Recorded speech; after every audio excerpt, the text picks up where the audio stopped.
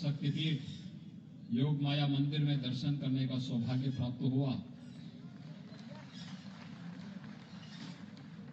सचमुच अगर हमने भारत की ताकत को पहचानने का प्रयास किया होता, यह देश कभी गुलाम नहीं होता।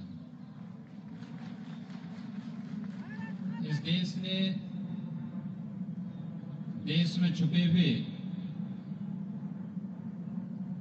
उन जहरीले नागों को पहचानने का प्रयास किया होता, जो जाने अनजाने में भारत की धमनियों में जहर घोलने का कार्य करते रहे हैं, तो देश कभी पराधीन नहीं होता। यह देश पराधीन हुआ है इसलिए क्योंकि यहां छुपे हुए गद्दारों के कारण देश जाति, क्षेत्र, भाषा के आधार पर निरंतर बढ़ता रहा और इस देश के अंदर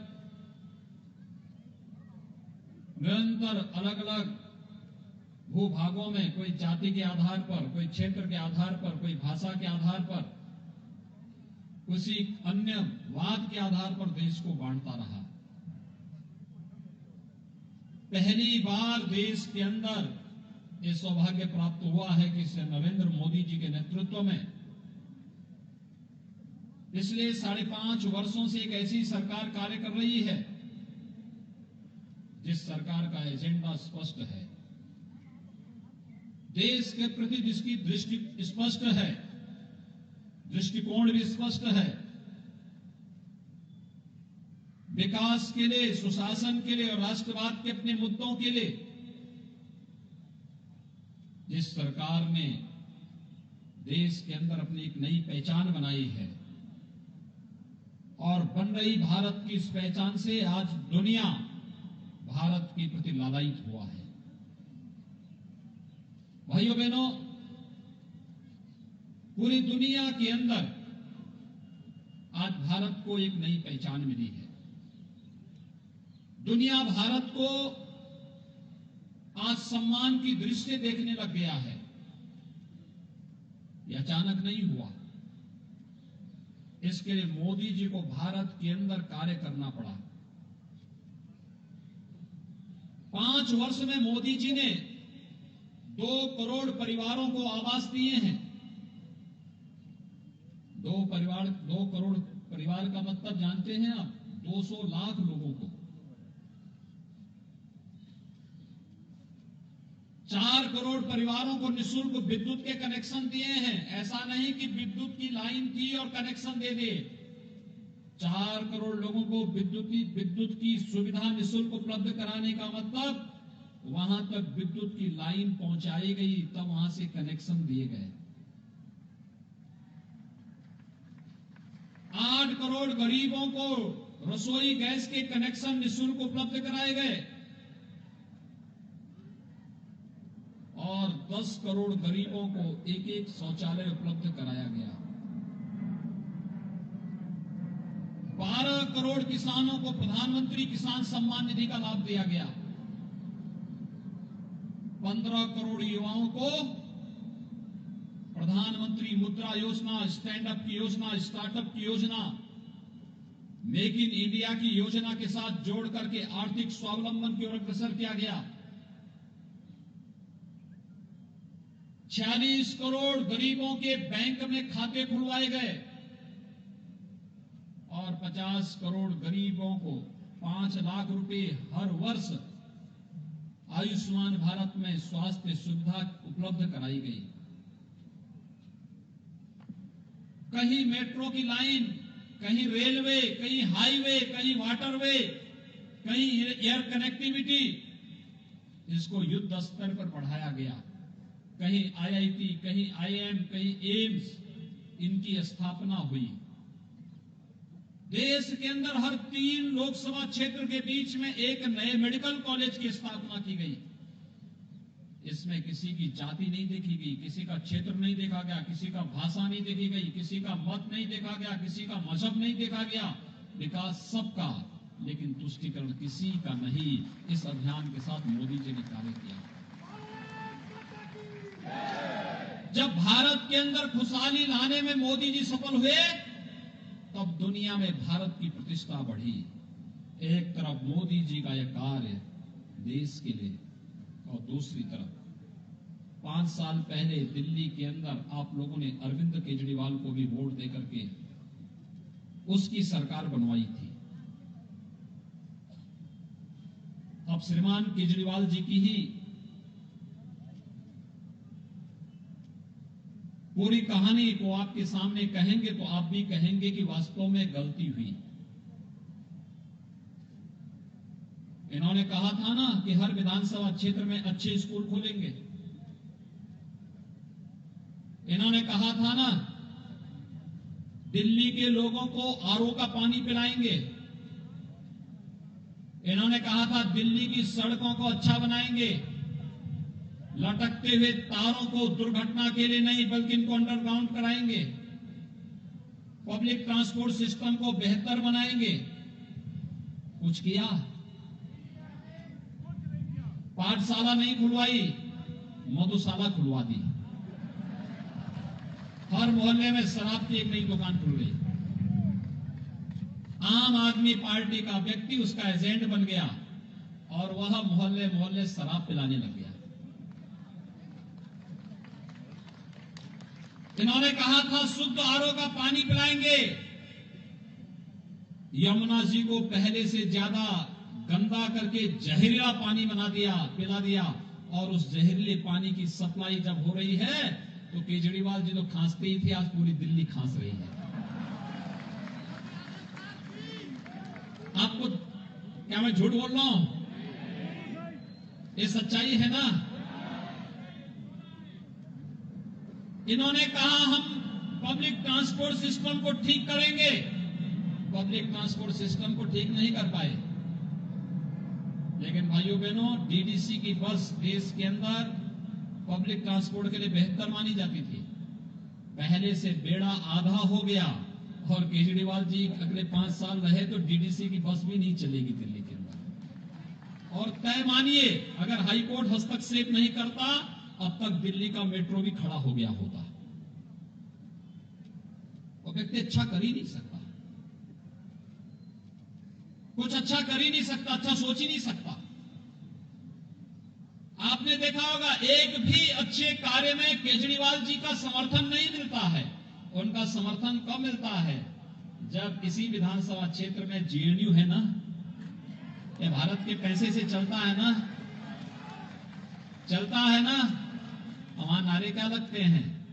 अफजल हम शर्मिंदा हैं। यही होता है ना। अफजल कौन था? ये देश के लोकतंत्र पर हमला करने वाला, देश की संसद पर हमला करने वाला व्यक्ति देश का मुख्य गुनाहगार है अफजल। अफजल के लिए शर्मिंदा हो रहे हैं, अफजल को फांसी देने पर शर्मिंदा हो रहे हैं। और उनको सपोर्ट कौन कर रहा है?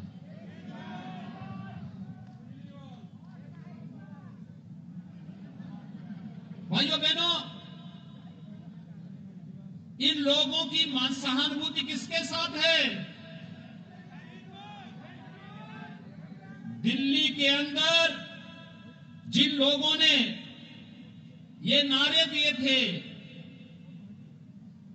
कि अफजल हम शर्मिंदा हैं,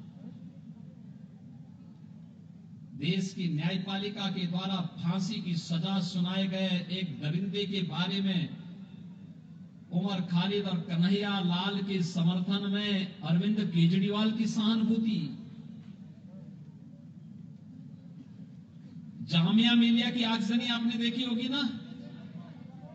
ये जामिया मिलिया की सहानुभूति लगन रखने वाले लोगों के प्रति, जामिया मिलिया की आगजनी के लिए सहानुभूति भी अरविंद केजरीवाल रखते हैं। और यही नहीं, जब दिल्ली की सरकार के इन कृत्यों को देख करके पूरा देश भौचक था। सचमुच पिछली बार विधानसभा चुनाव में गलती हुई होगी, लेकिन मैं आपका अभिनंदन करता हूं कि आपने लोकसभा चुनाव में गलती को परिमार्जन किया और 7 सीटें फिर से भारतीय जनता पार्टी को दी, मोदी जी को दी। मोदी जी ने पहले कार्यकाल में गरीबों के लिए और देश के विकास के लिए बड़ी बड़ी योजनाएं बनाई, और दूसरे कार्यकाल में उन्होंने पहला काम क्या किया? उन्होंने कहा महिला सशक्तिकरण नारा नहीं होना चाहिए, वास्तविकता बननी चाहिए, और इसके लिए मोदी जी ने 3 तलाक को प्रथा को रोका ना। यानी 3 तलाक को प्रथा को रोकने का मतलब क्यों कांग्रेस, केजरीवाल, ये सभी लोग क्यों विरोध कर रहे हैं? क्योंकि इन्हें मालूम है 3 तलाक को प्रथा को रोकने का मतलब फतवों की राजनीति हमेशा के लिए समाप्त। देश संविधान से चलेगा, फतवों से नहीं चलेगा। उन्हें यही परेशानी है। कश्मीर में धारा 370 हटा दी गई, परेशानी 3 लोगों को हुई, भारत के अंदर राहुल गांधी और श्रीमान केजरीवाल जी को, और पाकिस्तान के अंदर इमरान खान को। जब कश्मीर में धारा 370 हटाई गई और ये लोग विरोध कर रहे थे, तो मैं ये बात उस समय समझ नहीं पा रहा था कि आखिर इमरान खान के साथ केजरीवाल जी का, राहुल गांधी का संबंध क्या है। लेकिन जब दिल्ली विधानसभा का चुनाव प्रारंभ हुआ, 3 दिन पहले मैं दिल्ली आ रहा था, तो मैंने अचानक अपना फोन देखा, तो उसमें मैं देख रहा था कि मीडिया में चल रहा है कि पाकिस्तान का एक मंत्री दिल्ली के अंदर केजरीवाल के समर्थन में फतवा जारी कर रहा है पाकिस्तान से। भाइयों बहनों, मैं आपसे पूछना चाहता हूं, जिस कार्य से पाकिस्तान खुश हो, क्या भारतवासियों को वह कार्य करना चाहिए? क्या पाकिस्तान भारत की समृद्धि और खुशहाली से प्रसन्न होगा? क्या पाकिस्तान भारत का हितैषी है? तो फिर पाकिस्तान का मंत्री जो ये गुल खिला रहा है नए तरीके से, ये क्यों करा रहा है? क्योंकि उसे मालूम है जब केजरीवाल होंगे तो ही शाहीन बाग होगा।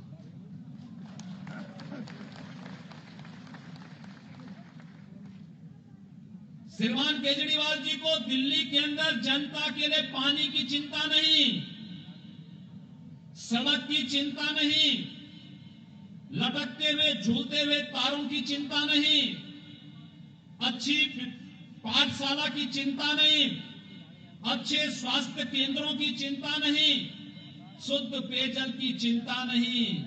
उन्हें चिंता है कश्मीर की धारा 370 की, उन्हें चिंता है शाहीन बाग के धरने में बैठे हुए लोगों को बिरयानी खिलाने की। और भाइयों बहनों, यही कहने के लिए मैं आया हूं। मैं पूछना चाहता हूं अरविंद केजरीवाल जी से कि 5 वर्ष में आपने यमुना जी की शुद्धि के लिए क्या किया? भाइयों बहनों, उत्तर प्रदेश में गंगा जी 1025 किलोमीटर का दायरा तय करती है। यह सच है। उत्तर प्रदेश में मार्च 17 में हमारी सरकार आई, उससे पहले गंगा जी का जल स्नान करने लायक नहीं था, आचमन की बात तो दूर। प्रधानमंत्री मोदी जी के सहयोग से नमामि गंगे मिशन का भरपूर उपयोग हम लोगों ने किया, और पिछले वर्ष प्रयागराज में कुंभ का आयोजन हुआ, भव्य कुंभ का आयोजन हुआ। पूरे देश और दुनिया ने कुंभ के आयोजन की सराहना की। 25 करोड़ श्रद्धालु कुंभ के आयोजन में आए। मैं स्वयं 2 बार गंगा में स्नान करने के लिए गया। आज प्रयागराज में भी और कानपुर में भी गंगा में स्नान भी कर सकते हैं, गंगा जल का आचमन भी कर सकते हैं। मैं भी बसंत पंचमी को गया था, और भाइयों बहनों, मैं गंगा में आचमन भी किया, स्नान भी किया। मैं केजरीवाल जी से कहूंगा, आप भी मुख्यमंत्री हैं दिल्ली के, आप भी यमुना जी में स्नान करिए, थोड़ा आचमन भी कर लीजिए। एक खांसी हमेशा के लिए दूर हो जाएगी।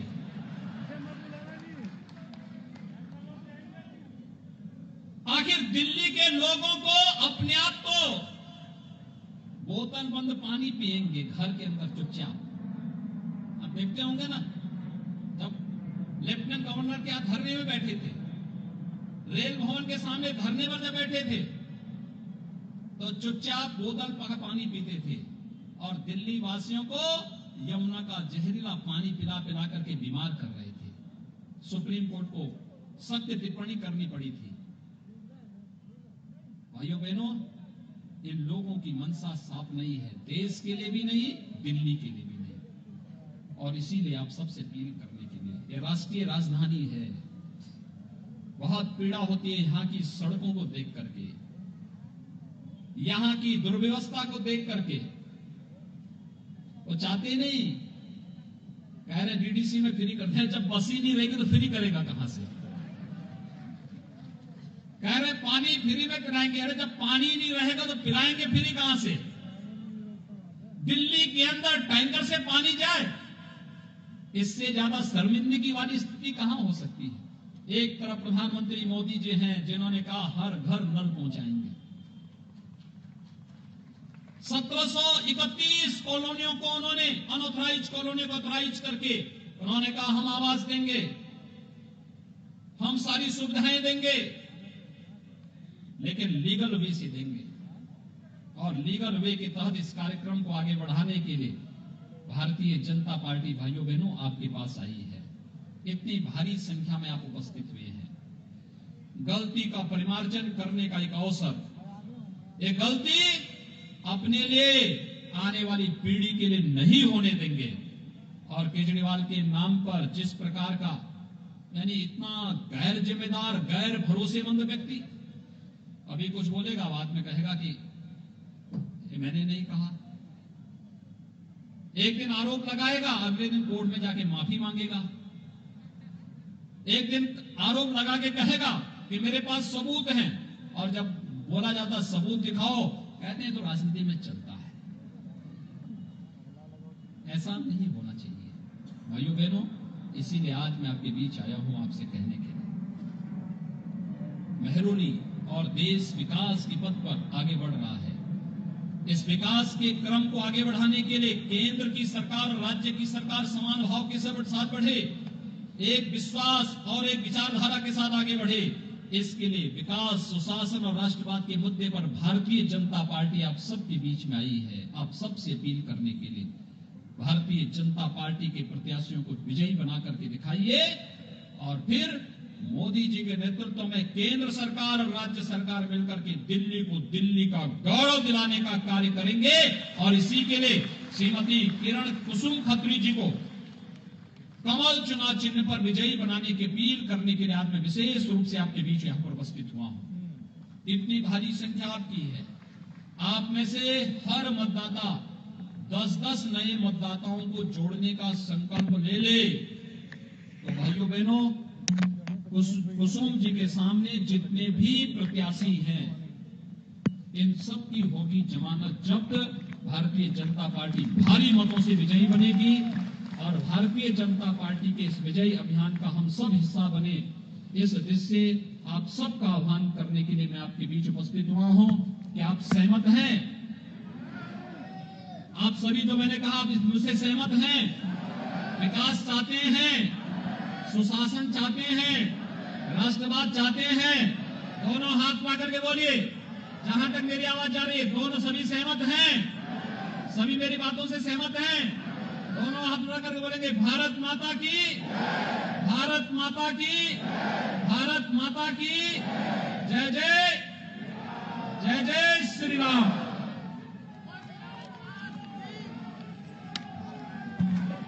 जय श्री राम। मोदी जी को जय श्री राम।